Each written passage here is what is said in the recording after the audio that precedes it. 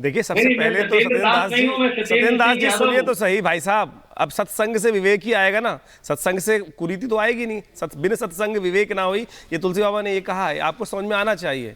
लेकिन एक बात बताइए, भारतीय संस्कृति में कहा गया यत्र नार्यस्तु पूजन्ते रमन्ते तत्र देवता। जिस संस्कृति में इस बात की उपासना की गई है, तो अगर आपने कोई वाक्य पढ़ा तो उसको अब मति उपयोग करते हुए उसको समझना भी चाहिए कहाँ किस रेफरेंस में कहा है। क्या आपको पता है कि रामचरितमानस है क्या? रामचरितमानस भगवान का भाष्य है या एक नाटिका है?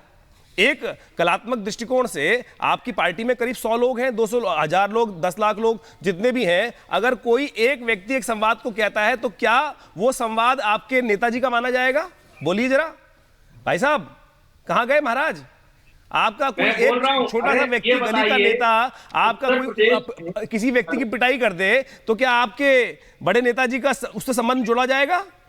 वो उनके ऊपर गलती उनकी है। तो इसी प्रकार से वहां समुद्र ने भगवान के समक्ष जाकर अपनी एक बात की। ये जनाब फूल की खेती करके 1 एकड़ में 1 साल के 30 लाख तक कमा रहे हैं।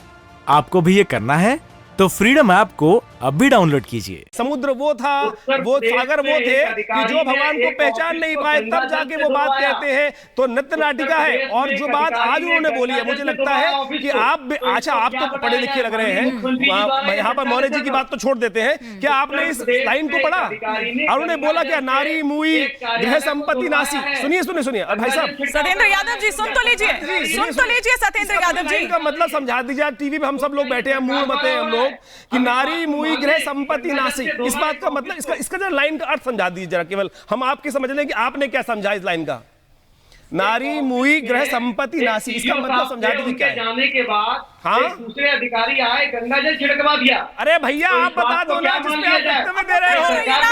आप गोल क्यों घुमा रहे हैं? आप बताइए ना इस लाइन का अर्थ। टीवी पे समझा दीजिए, पूरा देश सुनना चाहता है कि आपके ब्रह्म ज्ञान को कि नारी मुई गृह संपत्ति नासी का अर्थ क्या है, आपने क्या अर्थ लगाया, हम बता दीजिए ना।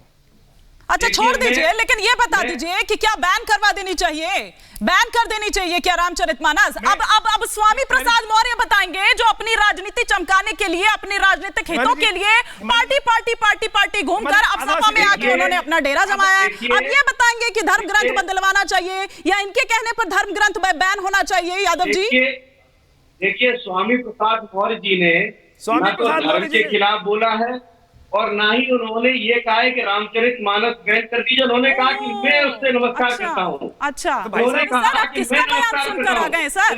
किसका बयान सुनकर आ गए? कि मैं नमस्कार करता हूँ।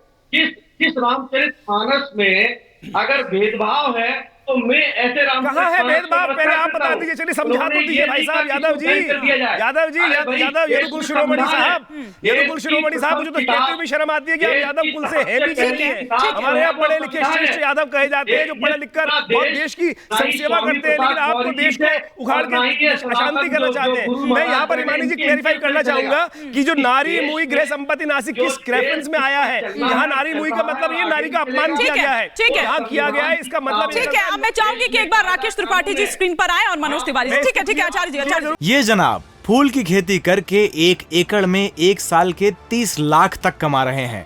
आपको भी ये करना है तो फ्रीडम ऐप को अब भी डाउनलोड कीजिए।